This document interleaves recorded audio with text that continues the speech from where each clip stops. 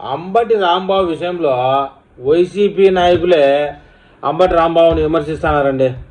ఏంది అంబటి రాంబాబు, అతి చేస్తే నీకేమైనా ఇమేజ్ పెరుగుతుంది అనుకుంటున్నావా? అతి వినయం అతి ప్రవర్తన ఎప్పటికీ వర్కౌట్ కాదని చెప్తున్నాడండి.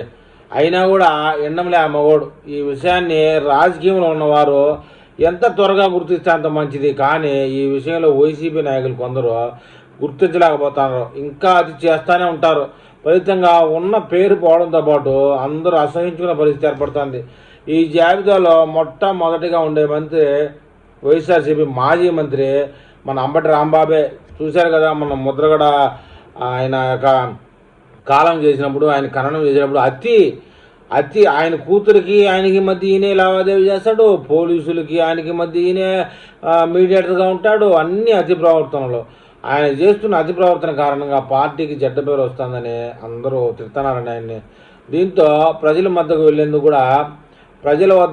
కూడా ఇబ్బందులు పడుతున్నామని కొందరు నేరుగా చెప్తా ఉన్నారు. మరి కొందరు పార్టీకి సంకేతాలు ఇస్తున్నారు. అంబటి రాంబాబును పార్టీ నుంచి దుబ్బేయండి, లేదంటే కష్టమని. పార్టీ ఆయనను చూసి చూడనట్టు వదిలేస్తూ ఉంది.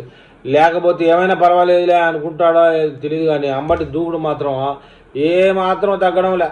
ఏదైనా అవసరం ఉన్న చోట అతిగా ప్రవర్తిస్తే తప్పులేదు, కానీ అవసరం లేనా చోట కూడా దూకుడుకి వ్యవహరించి ఏదో ఒక హైలైట్ కావాలనుకొని చెప్పేసి వ్యవహరిస్తే అది మొత్తానికే బ్యాడ్ అయిపోతున్న విషయం అంబటి రాంబాబు గారు గ్రహించాలని చెప్తున్నారు.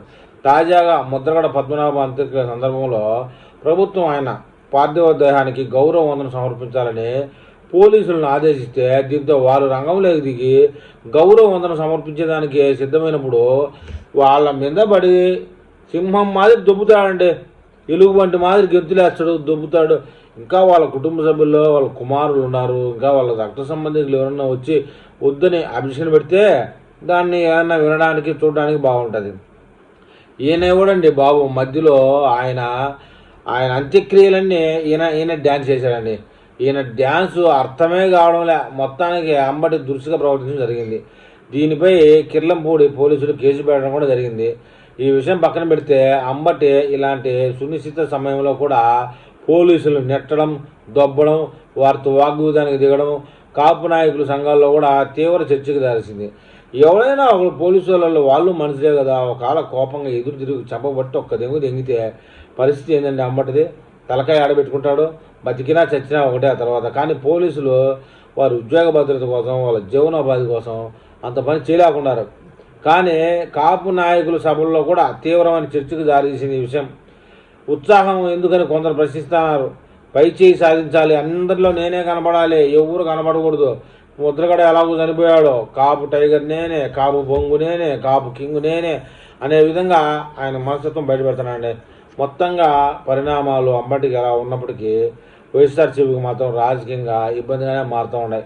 చాలు ఉత్తరాంధ్ర, దక్షిణాంధ్ర, సెంట్రల్ ఆంధ్ర, మధ్యాంధ్ర, ఆంధ్రప్రదేశ్, గోదావరి జిల్లాల్లో వైఎస్ఆర్సీపీని ముండం పంపించడానికి అంబటి ఒకటి చాలని కూడా అంటున్నారు. జగన్కు కూడా ఈ విషయాన్ని పట్టించుకోవడంలే. అంబటిని దారిలో పెట్టకపోతే సీనియర్లు కూడా పెదవి విరుస్తున్నారు. మనం ఈ పార్టీలో ఉంటే కష్టంరా, ఈ కోచ్ చేష్టాలు తట్టుకోలేకున్నామని చెప్పేసి. అయితే ఆ గోదావరి జిల్లాలో ఉన్నటువంటి వైసీపీ నాయకులు ఎవరు ఇంకొక పార్టీలోకి పోయే ఆప్షన్ లేదు వాళ్ళకి. అందువల్ల అన్నీ ఊగులాడిచేస్తున్నారు. కానీ ఏం చేస్తాం, అధిష్టానమే ఆయన వదిలేసిందేమో అని తూర్పుగోదావరికి చెందిన ఆదే కాపు సామాజిక వర్గ మాజీ ఎమ్మెల్యే వైసీపీ నేత కూడా వ్యాఖ్యానించడం అంబటి పరిస్థితిని, ఆయన వల్ల పార్టీకి జరుగుతున్న డ్యామేజ్ని స్పష్టం చేస్తూ ఉంది.